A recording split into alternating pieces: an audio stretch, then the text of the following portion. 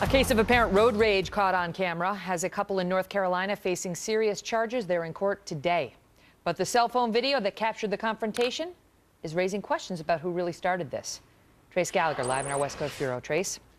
Suspect's name is Bradley Turner, Megan. He was driving with his wife and young daughter in Newport, North Carolina, and he claims a pickup truck cut him off. So he followed that pickup truck for 40 minutes, all the way back to the truck driver's house. And that's when a girl in the back seat of the truck began videotaping. It picks up here with Bradley Turner getting out of the car, walking over, and watch him go in. He starts the fight, punching the guy in the car. The two kids in the truck get out, and you can clearly see they are getting the better of Bradley Turner. They begin to punch him, breaking his nose, knocking him to the ground. Now watch, because the wife comes around. She hands her husband a gun. Listen now, because the gun discharges. He again points the gun at the two guys. The two kids stay in the truck. Bradley Turner gets back in his car, and he drives off. That's where the videotape ends, but not where the story ends, because apparently he drove off, and then he drove back toward the boys in the truck, and they pick it up from here. Listen. When we walked back outside, we saw him drive by and pull into a road just past his house.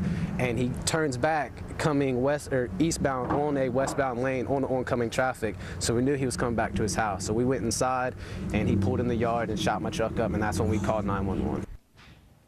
Fired at the truck. You can see the bullet holes there. Nobody was hurt by the gunfire. That man and his wife facing a number of different charges, Megan. Unbelievable, Trace. Thank you. Joining me now to discuss it, Jonna Spilborn, former prosecutor, now defense attorney, and David Wohl, who is a defense attorney. That man, Mr. Turner, and his wife facing multiple assault charges, Jonna. He claims that he got cut off. He did go over, it looked like he threw the first punch from that video, but does it matter if this guy endangered him, his wife, and his young daughter in the back of his truck on the road? Megan, this guy followed that truck full of kids, they're young people, for 40 minutes. Come on, that's plenty of time to cool down. I am surprised that they didn't charge him with attempted murder, because the gun went off after he followed them for 40 minutes and got out of the truck. And clearly, look, you follow somebody for that long, Megan, you're not looking for an apology. Hey, kids, slow it down. That's not what you're looking for. These kids knew that somebody was going to get hurt. This guy should be charged with even more. Why didn't they charge him with attempted murder when he's firing a gun at them as they're running away, David? Well, Megan, from his perspective, these kids tried to run him off the road. That was his initial statement.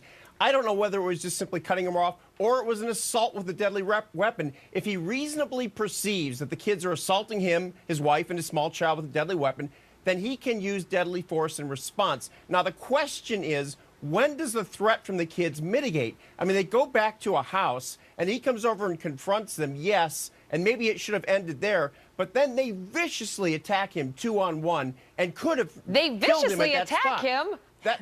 Can we cue up the video again? They could have killed him. Then his wife gets the gun. Wait. And it doesn't. Wait. One of the kids says Watch. the gun at that Here point. he is. Who throws the first punch? Discharges. Right.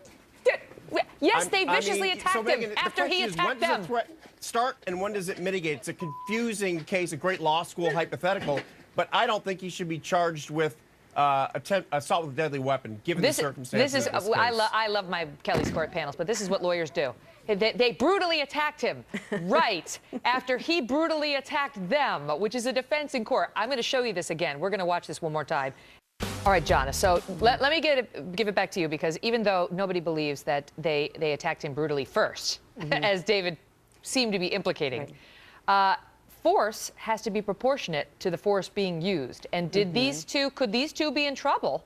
Could this guy go into court today, he's in court today, and say, I misbehaved, I was out of control, I shouldn't have followed them, and I shouldn't have thrown that punch, but what they did to me, watch this video, Your Honor, was out of line.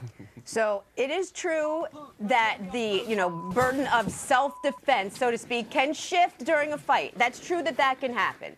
But here, you got to look at the totality of the circumstances. First, the defendant says, I'm going to kill you. Then he continues to follow them for 40 minutes. I would have thought, if I were in that truck driving, that he's going to make good on his threat. Then he walks over to the vehicle, punches the driver square in the nose.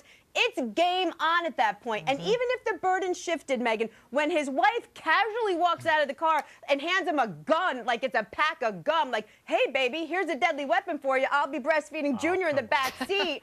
That, you know, then it was completely game on. These guys, the two victims, are totally self-defense. They should not be charged with anything. Well, and by the way, we don't know whether that gun was ever loaded. Maybe, you know, he knew it was not loaded and it discharged accidentally, or he did that on purpose and not knowing it was loaded. So that's probably not why no attempted murder charges, David. But, I mean, is it that guy with the black eye? And by the way, the kid, the driver victim said on camera, the guy said he'd kill me, but then he told a different story to a local reporter saying he said he was going to kick my A. Yeah. I'm not saying that they have to be perfectly consistent, but that's what the defense lawyer is going to bring up, David. Absolutely. I mean, there's a big difference between a punch and getting killed. And, Megan, you know, the problem with this case is I think the only thing outside mutual combat, which isn't a criminal charge, is when Bradley goes at the end and then fires the weapon into an unoccupied vehicle, which is a criminal charge. I don't think he's got any defense to that one. But this one, that's the problem, because even if he didn't have de-escalates. bullets in it when he first fired it, he wound up finding his bullets because he went back and he shot up the kid's car. Yeah. Yep, that's a problem for him. Yeah, and while he did it, the kid was on the phone with 911 saying he drove away, he came back, we ran into the house, he fired shots in the yard, and now he's out there driving back and forth. And these kids were scared, and this driver was out of line. Take your road rage, push it to the side. You gotta Take a deep breath, everyone. Somebody cuts you off, you just do what I do.